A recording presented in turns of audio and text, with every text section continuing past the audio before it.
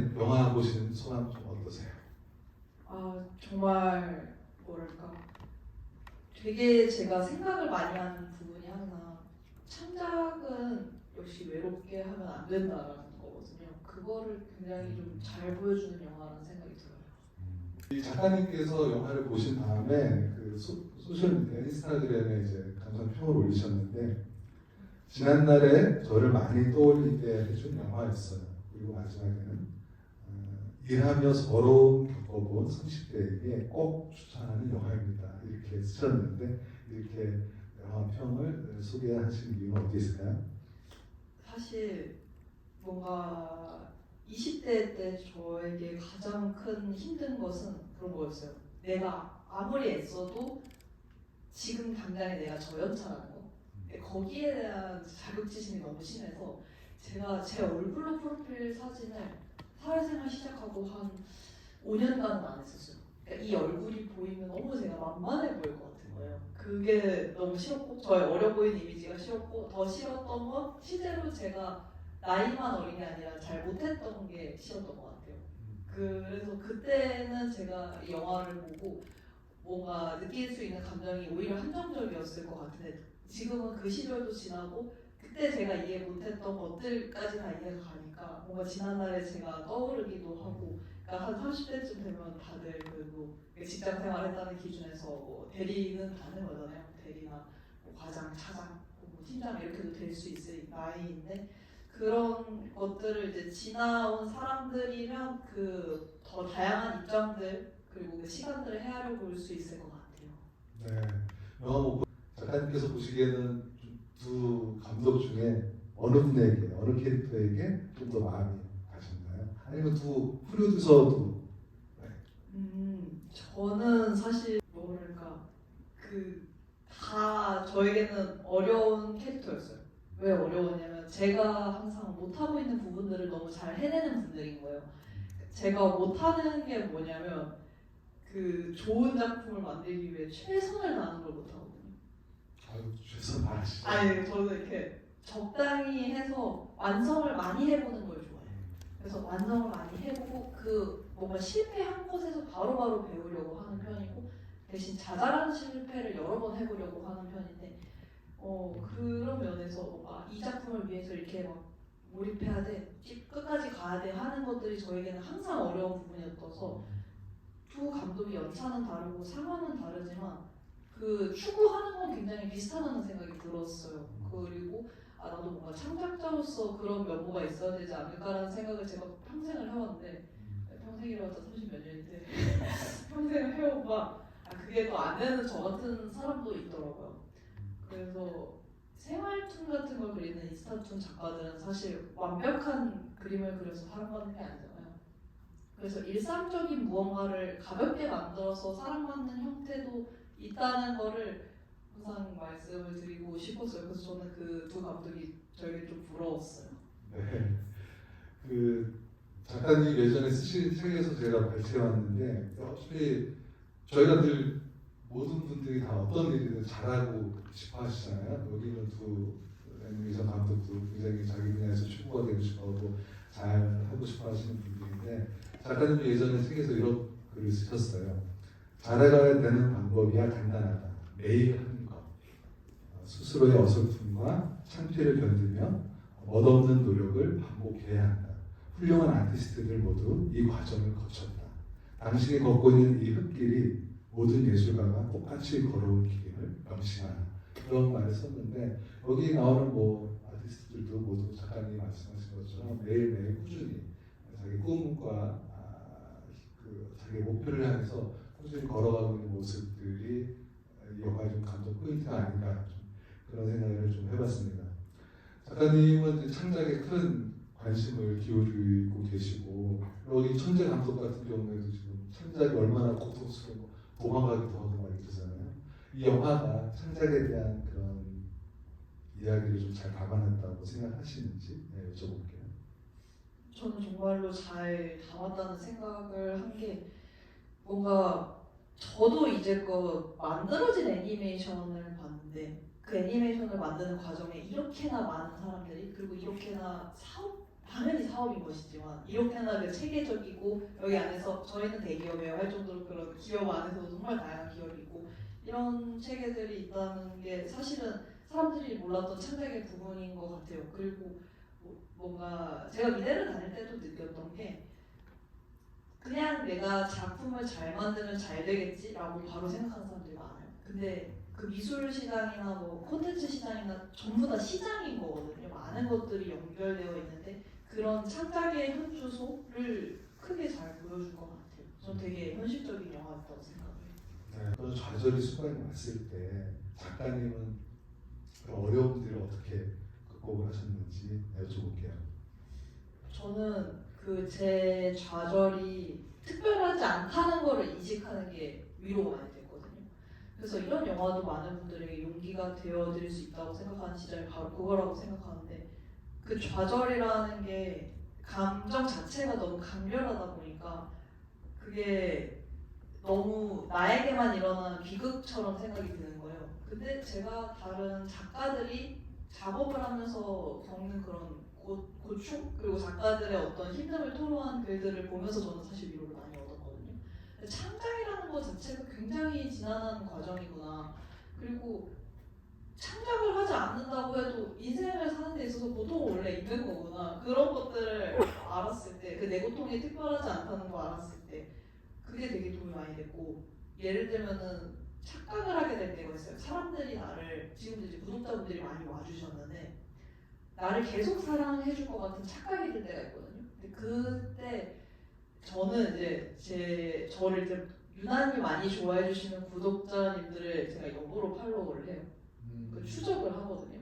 그래서 이 나를 좋아하는 사람은 어떤 사람이지? 그 추적하기 위해서 제가 팔로우를 하는 거예요. 그분들은 얘님이 나를 팔로우해 주셨어. 하지만 저는 이제 그분들을 추적 관찰하는 거거든요. 근데 그 추적 관찰해 보면 너무 많은 유튜브를 좋아하시는 거예요. 드로웬, 또 가전주 다 좋아하시고 저랑 똑같은 감독. 뭐 온갖 곳에 가서 온갖 사인을 다 받으시고. 나는 그분들의 그 포켓몬 도감의 하나였다. 그게 되게 위안이 많이 돼요. 제가 뭔가 논란이 터져서 잘 안 된다고 해도 그 포켓몬 하나가 그렇게 된 건데 엄청 큰일일까? 자꾸 내 삶을 너무 특별하게 만드니까 힘든 거예요. 근데 내가 엄청 평범하고 나도 그냥 하나의 인간이다 라고 생각하면 되게 덤덤해지는 부분이 있어서 그렇게 자주 객관화를 하려고 하는 편입니다. 네, 작가님도 객관을 너무 잘하시고 옛날에 세바시 강연 아마 보신 분들 많으실 텐데 저 굉장히 인상적이었던 게 태어나면 그냥 불안이라는 걸 기본값으로 준다 우리한테는 그런 거를 그래서 두려워하거나 뭐 힘들어하지 말아라라고 말씀하시더라고요. 굉장히 좀 용기, 뭐 희망, 돈 이런 건 안 주고 그냥 불안, 고통만 기본값으로 주는 인생 누구나 다 똑같다는 거잖아요. 그러니까 그거를 괜히 두려워하거나 그러지 말라는 말씀이 굉장히 좀 인상적으로 다가왔고요. 다음 질문 드릴게요. 이 영화 주제 중 하나는 그런 거라고 저는 생각하는데 정말 당신은 무엇을 남기고 싶습니까? 라는 거잖아요. 그래서 영화 보면서 뜨끔했어요. 나는 인생 한번 살면서 뭘 남기지? 이런 생각을 하게 됐는데 감독님께서는 좀 어떠셨어요? 그런 이 영화의 메시지를 보셨을 때. 저는 사실 너무 많은 걸 남겨서 오히려 덜 남기고 싶다는 생각을 했었거든요. 근데 그것도 어떤 생각이 드냐면 그냥 삶에 되게 애정이 있어서 일부러 살기 싫다고 말하는 느낌? 그러니까 너무 우울해 막 제가 진짜 우울할 때는 살고 싶지 않아 죽고 싶어 막 이런 생각을 했는데 그게 오히려 되게 잘 살고 싶다는 뜻이었던 것 같아요. 그것처럼 아무것도 남기고 싶지 않아 라고 해왔던 저의 지난날의 그 넋두리들이 사실은 뭔가를 남기고 싶었던 것 같거든요. 그래서 제가 생각한 제가 남길 수 있는 거는 항상 질문을 던져요. 제가 유튜브 콘텐츠 만들 때나 강연에서도 많이 던지는 질문인데 내가 가진 것 중에 가장 따뜻한 게 뭐지?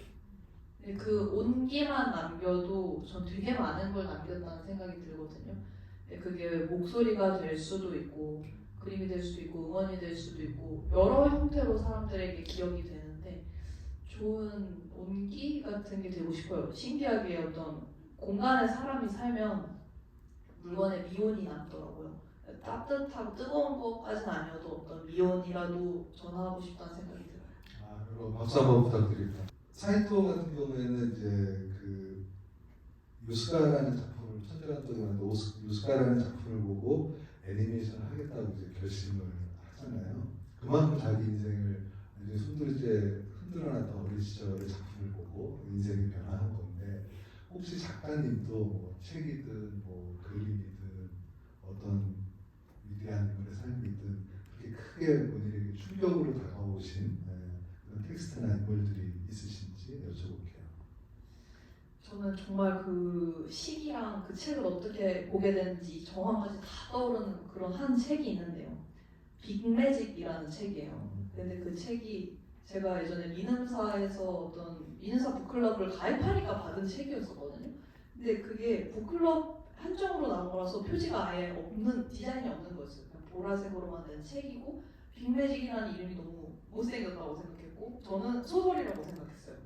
그래서 이 책 읽어보고 재미없으면 당장 버려야지 하면서 제가 책장을 정리하던 중에 그 책을 읽었는데 진짜로 그 이름처럼 정말 유치하지만 정말 약간 마법에 빠진 것 같은 거예요. 왜냐면 그 책에서 굉장히 인상 깊었던 문장이 그게 어떻게 보면 저를 유튜버로 만들어준 문장이었던 것 같은데 내가 보통 사람들은 예술이 나를 책임져 주길 바라잖아요. 예술이 돈을 벌어다 주길 바라고 근데 사실은 내가 창작을 부양해야 된다. 창작이 당신을 키우는 게 아니다. 창작은 너무나도 여리고 그런 굉장히 위태로운 존재이기 때문에 내가 지켜줘야 된다. 당신은 창작을 그리고 부양할 힘이 있다. 나는 내가 지금 그 사람이 먹고 기도하고 사랑하라는 소설을 쓴 소설가거든요.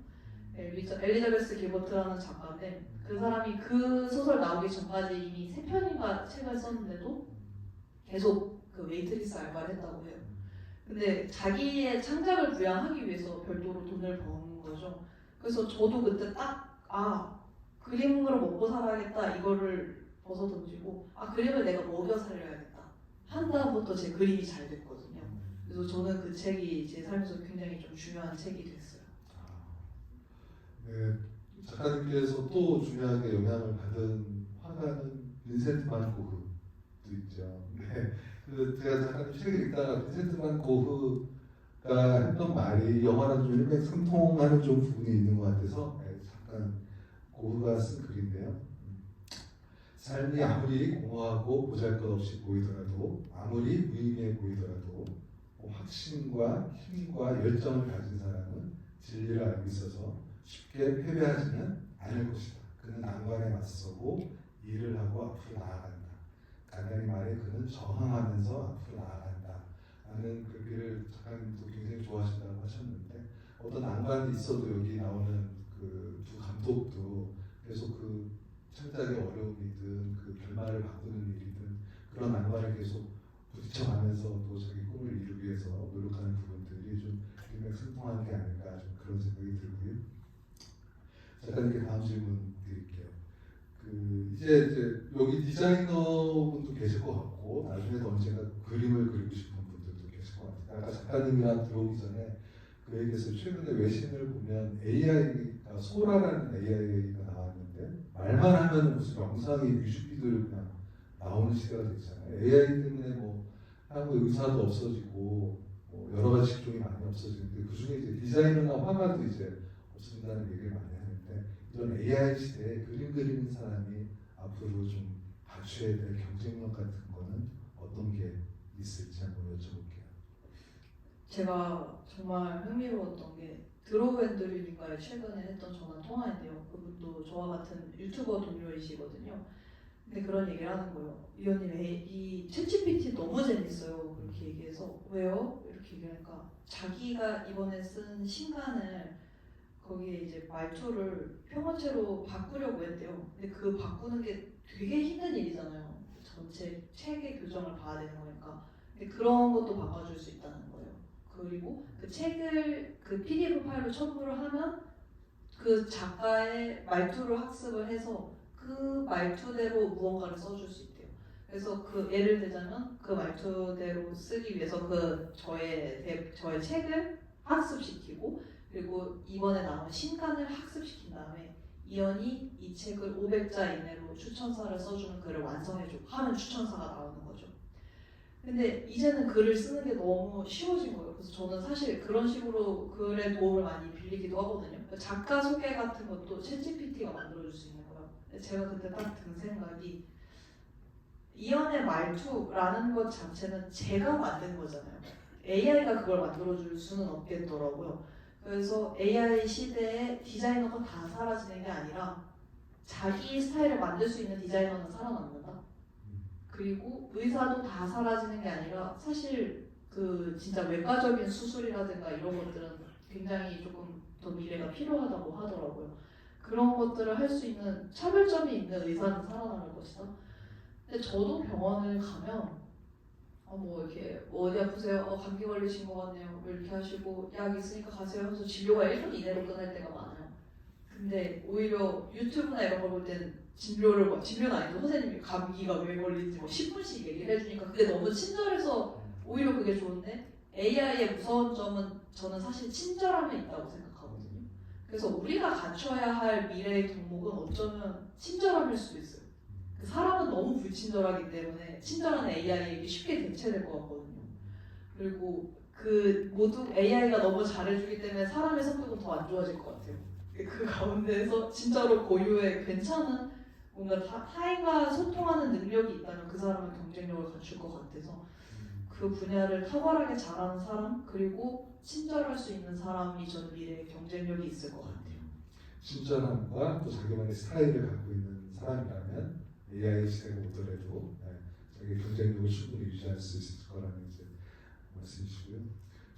이 영화는 후반으로 갈수록 딜레마에 관한 영화라고 생각하거든요. 왜냐하면 대중이 좋아하는 걸 사냐 아니면은 감독의 소신대로 하냐 이 두 가지의 싸움이 천재이건 신입이건 간에 그것의 충돌로 인한 딜레마를 보여주는 것 같은데 작가님 같은 경우에는 어떻게 콘텐츠를 만들어가는지 그런 딜레마 사이에서 어떻게 만들어가시는지 궁금합니다. 저도 그거를 생각을 너무 많이 했었거든요. 예전에 제가 전혀 유명하지 않았을 때 지금도 유명하다고 하니까 유명하네요. 코엑스에서 아무도 저를 알아보지 못했습니다만 아니 근데 몇몇 분들 막 이러신 거 보고 저도 확 숨었는데 그 시절에 제가 굉장히 크게 착각했던 것 중 하나가 뭔가 내 작품 세계가 대중적이지 않아서 사람들이 날 몰라준다. 난 좀 특이한 생각을 하는 것 같다. 난 좀 예술적이다 이렇게 생각을 했었거든요. 근데 오히려 저는 지금은 제가 굉장히 대중적이라고 생각하고 그래서 사실은 90만 팔로워를 제가 이렇게 할 수 있었다고 생각이 드는데 그 싱크를 어떻게 맞추냐면 이 또한 제가 사실은 예술적이지 않았다는 걸 많이 자각했던 것 같아요.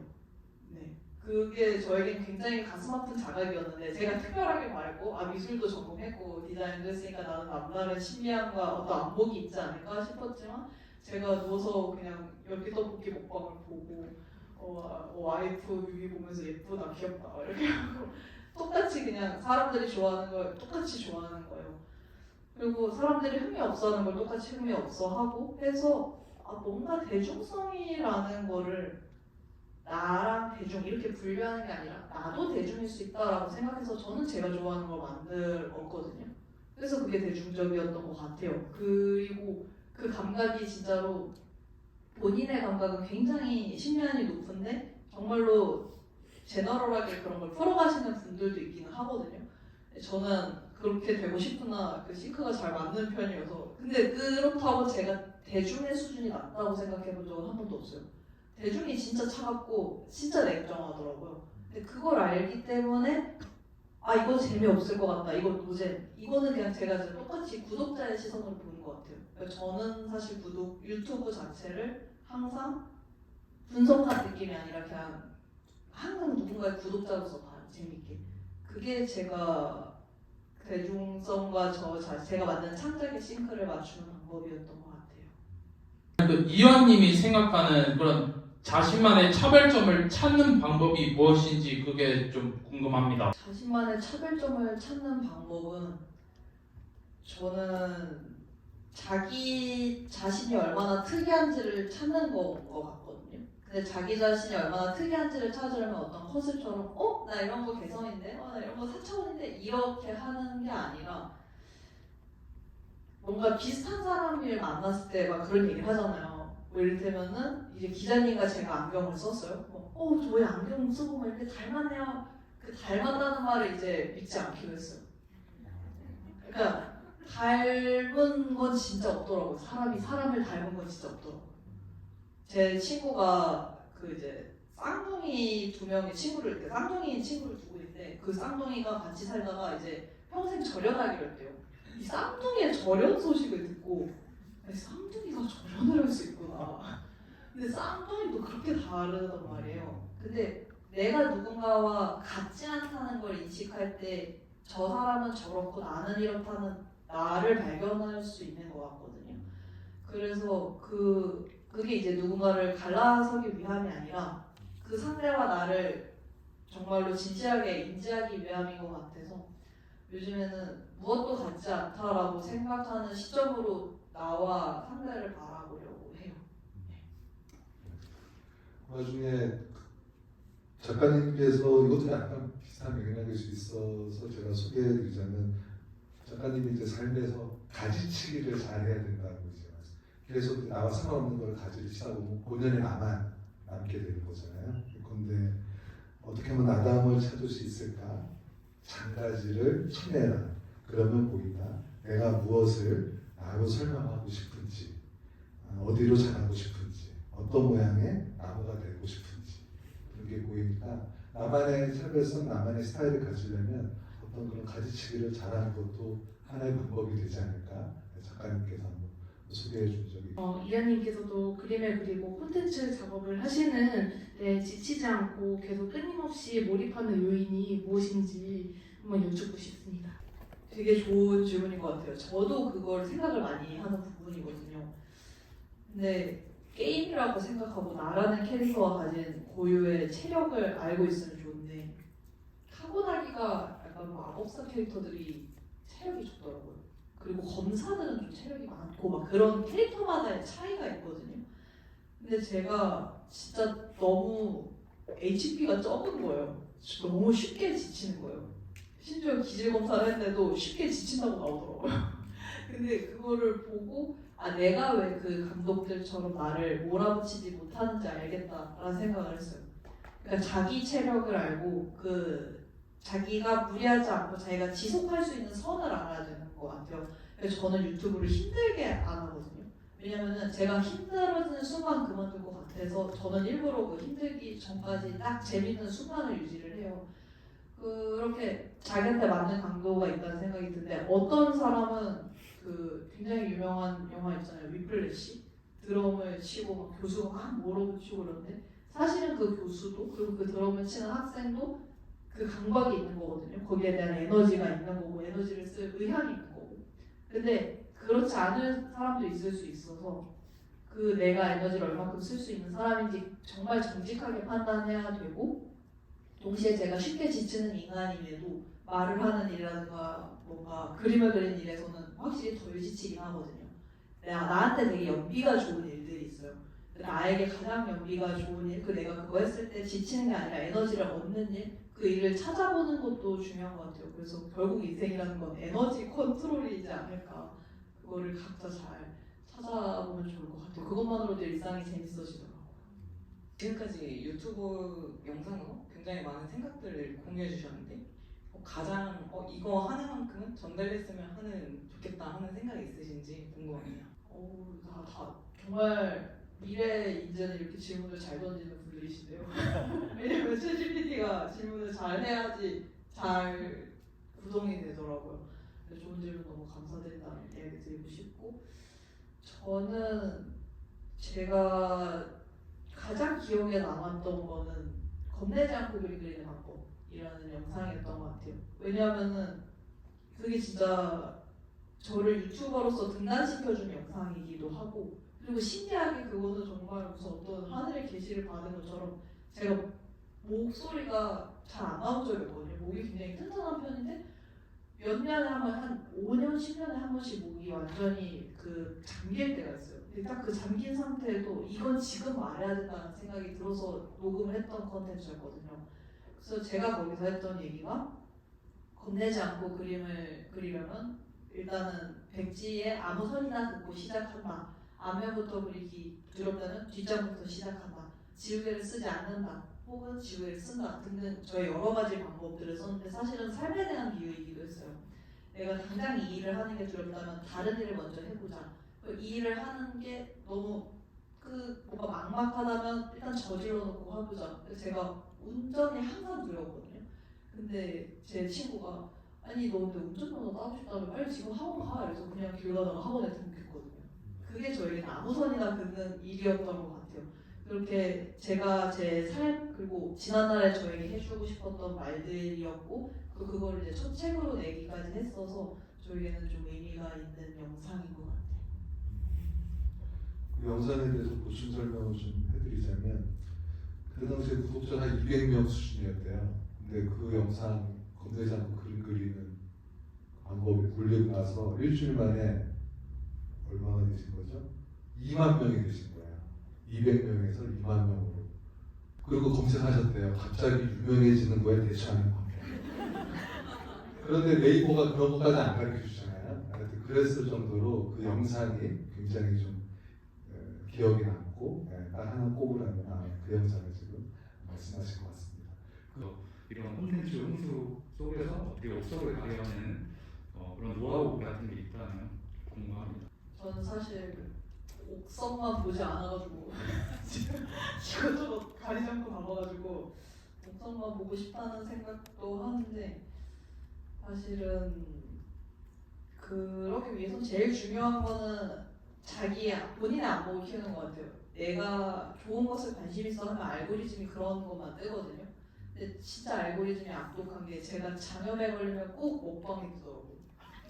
먹을 수 없는 음식들이 막 뜨더라고요. 자극적인 거, 매운 거, 뭐 치즈 폭포, 기름 폭포. 근데 그런 나의 생각과 나의 지향점과 내 습관과 내 패턴을 핸드폰이 많이 알고 있고 그것대로 알고리즘이 뜨기 때문에 사실 옥석을 가리려면은 어지러운 데서 옥석을 가리는 것보다도 옥석만 있는 알고리즘을 세팅하는 게 제일 좋은 것 같아요. 그래서 영어 공부를 하고 싶으면 아예 제가 영어 공부만으로 알고리즘이 뜨게 다 하거든요. 근데 제가 그래도 영어 공부는 안 하더라고요. 결국에 내가 찾아들고 볼 수 있는 것이어야 유의미한 건데 그러려면 내가 지금 보고 싶어 하는 것이 화면 밖에 있을 수도 있다. 저는 영어를 공부하는 건 쉽지만 외국인이랑 대화하는 건 좋아하거든요. 그래서 그런 여행의 기회를 만들거나 하여튼 나에게 맞는 것들이 꼭 화면 안에 있는 게 아니라 밖에 있을 수 있다는 것을 염두에 항상 두고 그리고 알고리즘을 잘 신경 쓰는 게 중요한 것 극 중에서 두 감독들이 어쨌든 내부적으로 좋은 작품을 만들어낸 거는 어떻게 보면 이 둘을 붙여놓은 경쟁 구도가 큰 역할을 또 수행했다고 생각이 되거든요. 이제 이 경쟁이라는 걸 이제 긍정적으로도 부정적으로도 볼 수도 있겠지만은 여기에 대해서 작가님의 코멘트 부탁드립니다. 저는 사실 경쟁을 되게 좋아했던 사람이었거든요. 뭔가 쉽게 우리가 승리도 얻을 수 있고 혹은 자극도 받을 수 있잖아요. 근데 어느 시점부터는 그 경쟁이 끝나지 않는다는 거를 자각한 시점부터는 경쟁에 되게 뭔가 지쳤던 것 같아요. 제가 그게 딱 회사에 들어갔을 때였는데 뭔가 선생님들이 항상 대학에 가면 끝날 것처럼 얘기를 해줬었거든요. 경쟁이. 근데 대학에 갔는데 끝나지 않았고 대학 내에서도 경쟁을 했고 졸업한 다음에 취업한 다음에도 경쟁이 이루어지고 그 경쟁이 이루어져서 취업한 다음에 회사 안에서도 경쟁이 있는 거예요. 그리고 뭐 임원분들이 정말 쉽게 잘리고 이런 것들을 보면서 임원이 되기 너무 어려운데 그 임원이 돼서 너무 허무하게 잘리는구나. 이 경쟁 사회에서 끝이 뭐지? 이 생각을 했어서 그 경쟁 구도에서 더 잘할 수 있는 사람이 있는 것 같고 동시에 저처럼 오히려 경쟁을 벗어났을 때 역량을 발휘하는 사람도 있는 것 같아요. 그래서 저는 그때 제가 책에서 이렇게 말했는데 남들이 다 많이 가서 길이 된 그런 바닥을 걷는 거 말고 아직 아무도 밟지 않은 흰 문을 밟는 기분이 있잖아요. 그래서 저는 이연이라는 채널 자체가 사실은 장르적으로 경쟁자가 없거든요. 어떤 제가 혼자만의 뭔가를 만들고 있는 형태여서. 그래서 저는 이런 형태를 택했고 그 안에서도 놀랍게도 경쟁은 있는데 그게 유튜브에서 항상 영상 올리지만 보여주는 내 영상, 내 지난 영상 중에서 이 영상이 몇 등 했는가예요. 근데 지금은 제가 10개 중에서 4등 이렇게 하고 있는데 4등 했을 때는 기분이 보통이고 1등 했을 때는 약간 우쭐해지고 1등 했을 때는 아유 이제 감이 다 죽었네 이러면서 자존감이 막 내려가고 그렇게 하는데 그 차라리 나와의 경쟁이 저는 좀 더 잘 맞는 것 같아요. 그래서 자신에게 맞는 경쟁을 찾는 것도 각자 필요한 부분이지 않을까 그런 생각이 작가님께서 오늘 주실 끝인사 좀 부탁 말씀드리겠습니다. 사실 고백하자면 저는 지구이를 많이 보기만 했지 지구이에 이렇게 뭔가 이야기를 하는 자리에 선 건 처음이어서 너무나 이 첫 데뷔를 잘할 수 있게 해주셔서 이 신입에게 잘해주셔서 감사드립니다. 천재 기자님 반갑습니다. 여러분들 덕분이잖아요. 박수 한번 부탁드립니다. 그리고 이 늦은 시간까지 또 경청해주시고 또 이야기 이렇게 즐겁게 들어주시고 또 이렇게 영화도 감상해주시고 또 해주셔서 여러분께 너무너무 감사드립니다. 저희는 또 다음에 더 좋은 영화로 만나 뵙도록 하겠습니다. 여러분 고맙습니다. 그러면 잠시만 시간 내주셔서 작가님이랑 같이 사진 한 컷 찍는 걸로 오늘 행사 마무리하겠습니다. 저는 안 해도 같이 가서 같이 가서. 왜 갑자기 제가 천재가 아니에요. 저는 찍으면 안 돼요. 오늘 요